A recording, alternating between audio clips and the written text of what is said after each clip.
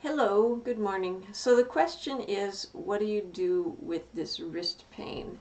And this particular wrist pain that we're talking about, it didn't come from a specific injury event, and it hurts pretty bad, and you're feeling it right here in this area, and and you can identify it by if you fold your thumb across your hands, that makes it worse. If you just open your hands, that makes it kind of hurt a little bit, like if you're actually using some effort to open your hands, hurts a little bit. And if you press your thumb, so if I try and move my thumb, but I can't, I am pressing and really engaging my thumb, trying to press it outward, that makes it hurt quite a bit too. So two things make it hurt the most: this and that. And movement hurts a little bit. So what's going on is that these muscle tendon units on the back of your thumb that move your thumb backwards, we call this extension or abduction, that move your thumb backwards, they got probably torn a little bit because of the way it hurts. So you will heal, the body heals, and it won't take that long. It'll take maybe a week to heal, but the thing that makes it take a little longer is because you're doing so many things with this all the time. So it does re-aggravate it, makes it take a little longer. So the question is, how do we do all the good, nice things to help this heal, and not do all of the things that are going to re-aggravate it? And then, of course, we want to get, after that point, we want to get to taking up our more rambunctious activities again without doing damage that maybe it was where the damage came from in the first place. So, okay, so you can see on your thumb, there's, if you just hold it like that, there's a line here, it's pretty distinct, and a line here. And in between those two lines, there's a little pocket. It's called the anatomical snuff box. Apparently, people might put snuff in there or something, I don't know. And these two lines go down into your arm. These are the tendons, and they wiggle your thumb, which is why when you pull your thumb back, they stand out. And they go down into your arm, and there's three different muscles. This is two tendons, this is one tendon. There's three different muscles, and they're over here. So that's just useful academic information. Probably if you feel down this one, this line, and you apply a bit of pressure, you might feel a tender spot, probably somewhere right around here.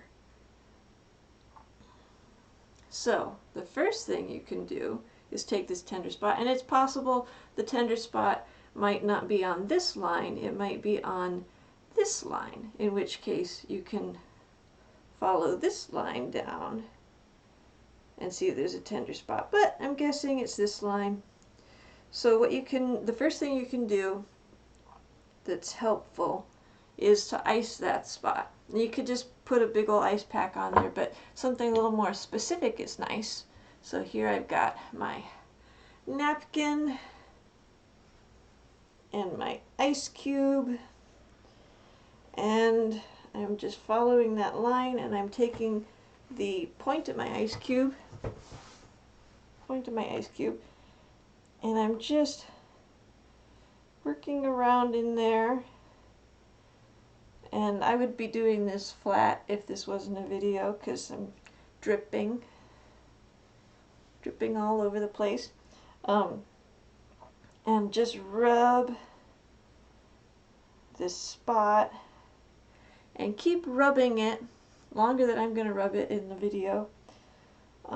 Keep rubbing it maybe 2 minutes until you can go like this, and it just feels kind of dull and waxy feeling. Like your sensation is kind of weird. Means you've gone a bit numb. So that's step 1 to reduce the swelling and inflammation that you've got going on.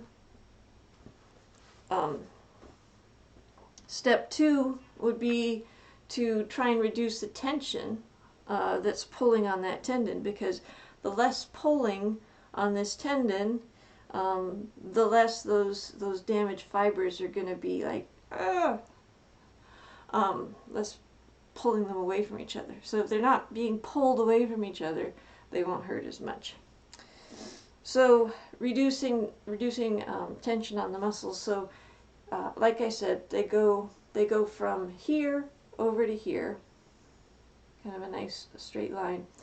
And if you kind of squeeze your wrist a little bit, you can feel there's 2 bones. Like there's the outsides of those bones.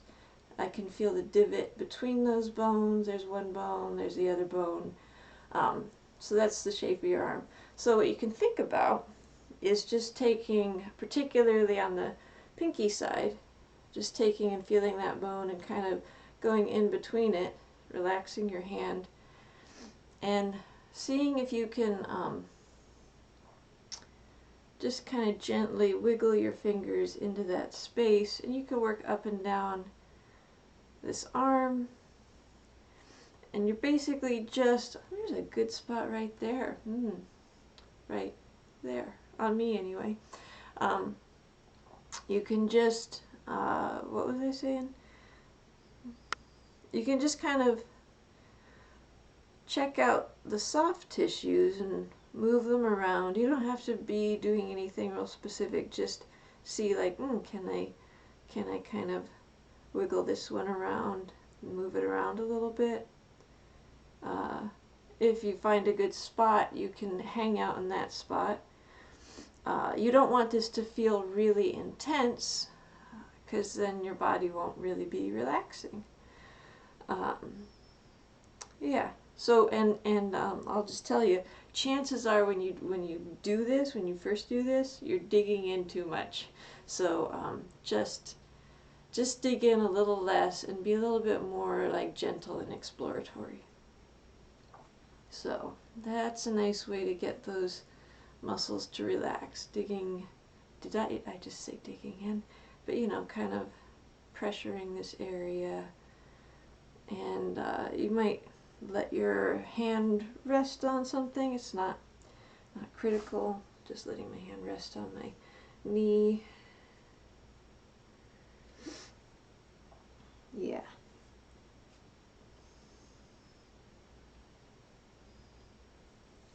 All right. So ice. Oh, and then so the next thing, probably don't want to do it when it's numb, but after it's iced is nice. And in fact, after you've done, this is a good sequence actually, ice, massage, and then you come back up here to this tendon that you were exploring, and you go down it, you know, from your thumb down this nice line, and you find that tender spot. And when you find that tender spot, you know, maybe it's here, or maybe it's a little farther down, then you can gently nudge the tender spot around. So you can nudge it one direction and then nudge it the other direction. You could try doing circles. I think that nudging it just one direction at a time is going to work out better. And after gently, with some firm pressure but not aggressive, gently nudging that tender spot in one direction repeatedly, nudge, nudge, nudge, nudge, nudge. After 60 seconds, that tenderness that you're feeling should decrease a little bit. If it increases, then you're doing it wrong. Then Then you can take a little rest and then try doing it with a lot less aggressiveness or pressure. Nudge, nudge, nudge. And yeah, you can do that for, if basically just until the tenderness goes down. So 1 minute, a minute and a half, 2 minutes, not much more than that. Okay, so that's your treatment. So the next question is, what went wrong to begin with, and how do you keep it from going wrong from here forward? And I was thinking about, like, how do you get this specific thumb tendon injury? Oh, there's one more treatment thing. Wait, there's one more treatment thing I want to show you. So if you just put all of your fingers lightly on this line, this tendon line, maybe starting across the hollow where it starts to meet your wrist bones, and you might have to imagine the line because it's hard to palpate right there, and then you wiggle your hand a little bit. So actually, it's really only your thumb you need to wiggle. So if this feels tolerable, like if it starts out feeling and then it gets like, oh, that's not too bad, that's great. So there's what you're doing is there's this sheath that your tendon goes through. So you're holding the sheath down and moving your tendon back and forth through it, which is a good thing to do. So there's that. So I was thinking about how this might happen, like, because it's probably the sort of thing that only happens gradually. But then I thought, oh, if you're like playing volleyball, I could see this happening like as an abrupt injury, boom, and then, but otherwise, it could happen like from having your hand in this position a whole lot, because you're keeping it under constant strain, and these things get irritated, and so you just get this irritation thing going on. Not a whole lot of actual tissue tearing stuff, just a lot of irritation. It seems a little bit unlikely because there's not enough load. So load meaning weight, essentially. So if you were doing something with more load, generally injuries occur when there's a sudden increase in load.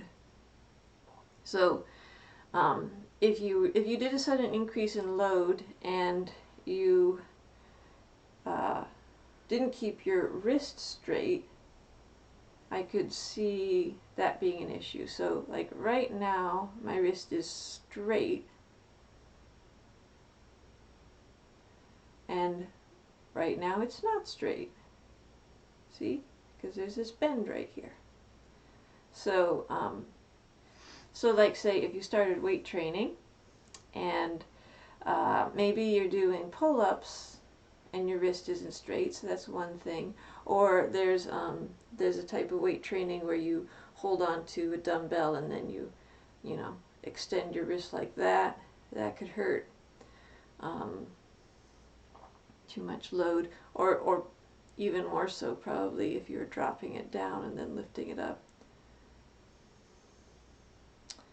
Yeah, and then I don't know too much about barbell training, but again, you're gripping, and I'm sure there's a lot of potential for either gripping with your wrist straight or gripping with your wrist not so straight or bent. And anytime you bend it, you're not transferring your weight, your force through the body the same way.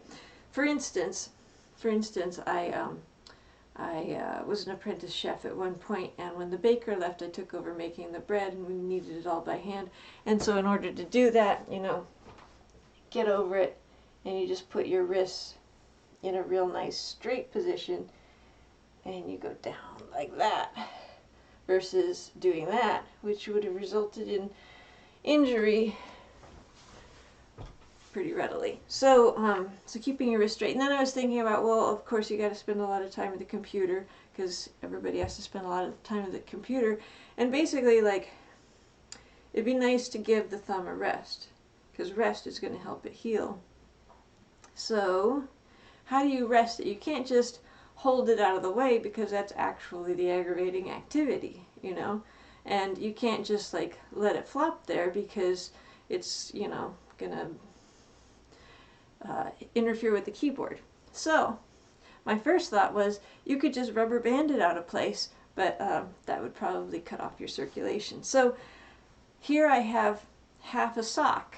It was once a whole sock, and now it is a therapeutic device. And now I can type with 4 fingers while gently allowing my thumb to rest in its snug little sock home. And it takes no effort. I don't have to hold my thumb up. So if you have a sock with a hole in it, who doesn't have a sock with a hole in it? You can cut that up and make yourself a nice little thumb sling. So then you can do your typing and it's all out of the way. So anyway, that was probably long enough. Let me know if you have any questions. Bye.